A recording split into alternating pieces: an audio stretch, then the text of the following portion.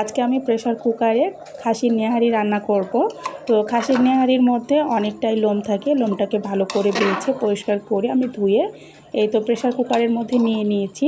আর এটা রান্না করতে যা যা মশলা লাগে সম্পূর্ণ মশলাটাই আমি দিয়েছি, যেমন আদা রসুন বাটা, হলুদের গুঁড়া, মরিচের গুঁড়া, ধনিয়া জিরার গুঁড়া, এরপরে হচ্ছে স্বাদমতো লবণ, গরম মশলার গুঁড়া, তেজপাতা আর হচ্ছে পেঁয়াজ কেটে দিয়েছি। আমি সব কিছু মশলাই দিয়েছি, পরিমাণ মতো তেল দিয়েছি। দিয়ে এগুলোকে কিছুক্ষণ কষিয়ে নিয়ে তারপর পরিমাণ মতো পানি দিয়ে আমি প্রেসার কুকারে এটাকে রান্না করে নিব। এভাবে একবার নেহারিটা রান্না করে দেখতে পারেন, আশা করছি আপনাদের কাছে ভালো লাগবে। এখন ঢাকনা দিয়ে আমি এটাকে রান্না করে নিব। এই তো আমি রান্না করে নিয়েছি। আর প্রেসার কুকারের মধ্যে যে বাতাসটা আছে, এই বাতাসটা পুরোপুরি বের হয়ে যাওয়া পর্যন্ত অপেক্ষা করতে হবে। এরপর ঢাকনাটা খুলে তো দেখাচ্ছি যে কতটা সুন্দর হয়েছে।